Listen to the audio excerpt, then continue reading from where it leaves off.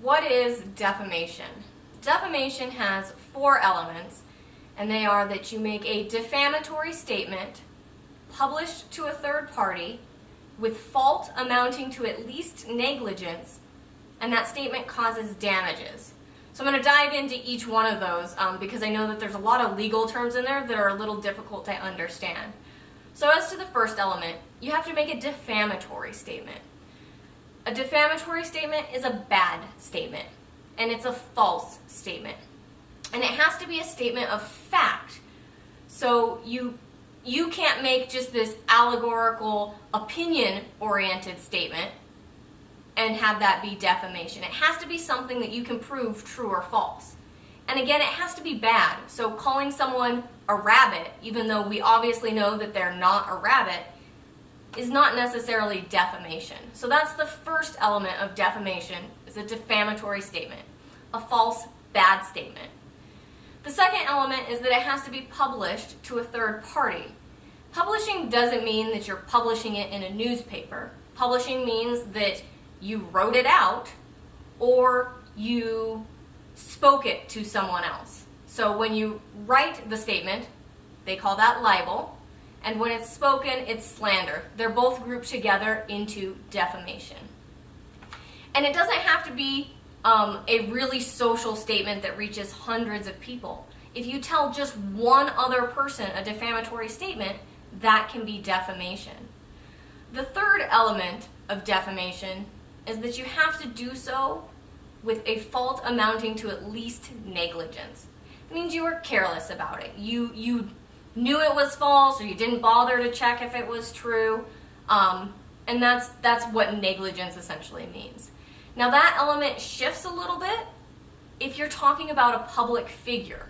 As we know, we value our First Amendment rights here in the United States, and public figures don't get as much protection against defamation as private individuals. So when you're talking about a public figure, that element changes from that negligence aspect into having to show that you made that statement with actual malice. So that means knowing that the statement was false. So public figures who are suing people or newspapers for defamation have a higher hill to climb. The fourth and final element of defamation is damages. And this can be a difficult element to prove when you're talking about private individuals. How did that defamatory statement injure you? And when we talk about injury, really we're talking about monetary damages, so money damages. Understandably, there can be times that defamation causes extreme emotional distress, and that can damage you, and we can quantify that. But most often we're talking about, do you run a business? Did you lose money? Did you lose customers or profits because of statements that others are making? And in fact, that's one area that we are seeing an increasing number of cases on. Given the values of social media these days, we're seeing a number of businesses that are issuing pre-litigation cease and desist letters or commencing litigation about with customers who have posted negative online reviews about their business. So that's something to be aware of, because those negative reviews oftentimes do contain factual statements, and if they're false, these businesses can then try to show that they've been damaged monetarily and go after someone for defamation. And one thing that I tell clients is it's better to be careful with this, because even if your experience is absolutely true, it's still going to take time and effort to prove that it's true. And that shifts me kind of into the next portion of this, which, how do you defend yourself against a defamation claim? First, truth. Truth is an absolute defense to defamation. That means that if what you said, even if it's a bad statement, it's not good, it casts someone in a negative light, but if it's true, it is not defamation. The other defense to defamation is if it's an opinion. So opinions are constitutionally protected. Opinions are things like, I was really dissatisfied with the service.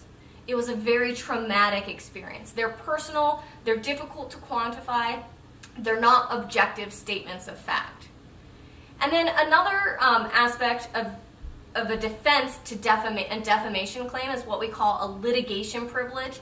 I get asked a lot of times when we're in litigation, so-and-so said something bad about me that's not true. Can we now allege a defamation claim? And in litigation, the statements that the parties make about one another are subject to a litigation privilege, which means that you can't go after the other party for defamation as long as it's just made in the litigation. Now, if they're talking to third parties outside of litigation about you, that could give rise to another defamation claim. So essentially, defamation is a defamatory statement. So that's a false statement of fact that casts someone in a negative light. So it's a negative statement that is published to third parties with fault amounting to at least negligence, and it causes damages.